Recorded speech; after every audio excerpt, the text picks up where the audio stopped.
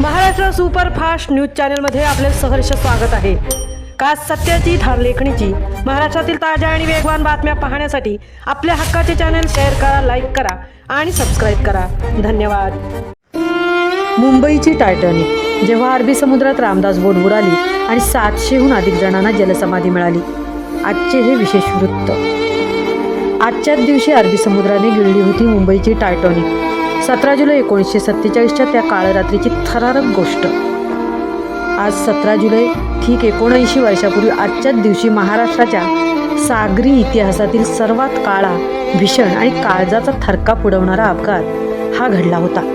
देशाला स्वातंत्र्य मिळायला अवघा 1 महिना बाकी असताना 17 जुलै 1947 रोजी मुंबईच्या भाऊचा धक्का येथून अलिबागच्या रेवस बंदराकडे निघालेली SS रामदास ही प्रवासी बोट अरबी समुद्रात बुडाली।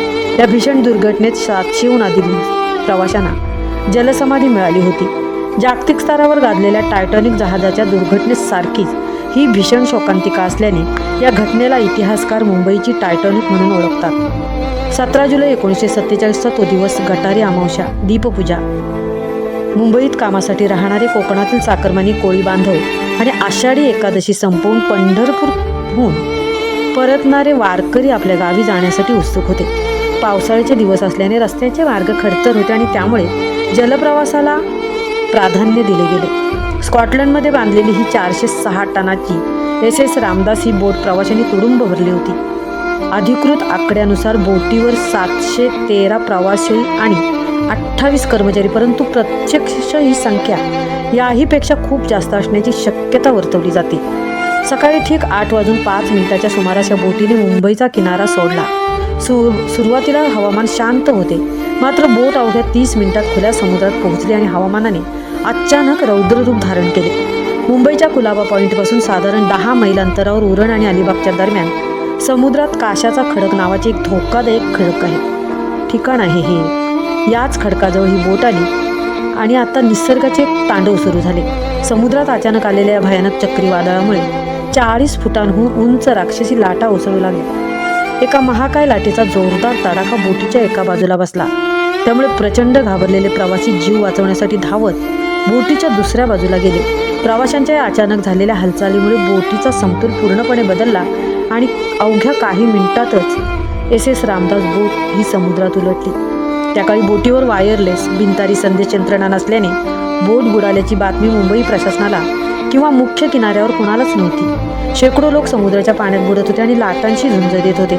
दुपारच्या सुमारास रेवस किनाऱ्यावरील स्थानिक कोळी बांधव जेव्हा आपल्या माचव्यांमधून समुद्रात आले तेव्हा त्यांना समुद्रात शेकडो मृतदेह आणि मदतीसाठी टाहो पडणारे जिवंत लोक तरंगताना दिसले। कोळी बांधवांनी क्षणाचाही विचार न करता आपल्या बोटीतील लाखो रुपयांचे मासे समुद्रात फेकून दिले आणि केवळ माणुसकीच्या नात्याने जिवंत माणसांना बोटीत घेण्यास सुरुवात केली। या धाडसी कोळी बांधवांनी अंदाजे कितीतरी लोकांचे प्राण वाचवले, प्रवाशांचे प्राण वाचवले। या दुर्घटनेतून वाचलेले 10 वर्षांचे त्यावेळचे बालक बारकुशेठ मुकादम, जे लाईफ जॅकेटच्या सहाय्याने गेटवे ऑफ इंडिया किनाऱ्यावर पोहोचले, तेव्हा कुठे संध्याकाळी 4 वाजता मुंबईत या भयंकर दुर्घटनेची अधिकृत माहिती मिळाली। पुढील काही दिवस मुंबई आणि अलिबागच्या किनाऱ्यावर मृतदेह वाहत येत होते। हे दृश्य अत्यंत हृदयद्रावक होते। या ऐतिहासिक दुर्घटनेने संपूर्ण देश हादरला होता। या दुर्घटनेतून धडा घेऊन सरकारने सागरी प्रवासाच्या नियमांमध्ये मोठे बदल केले। पावसाळ्यात समुद्राचे रौद्र रूप पाहता दरवर्षी पावसाळ्याच्या 4 महिन्यात प्रवासी बोटसेवा पूर्णपणे बंद ठेवण्याचा कडक नियम लागू करण्यात आला, जो आजतागायत पाळला जातो।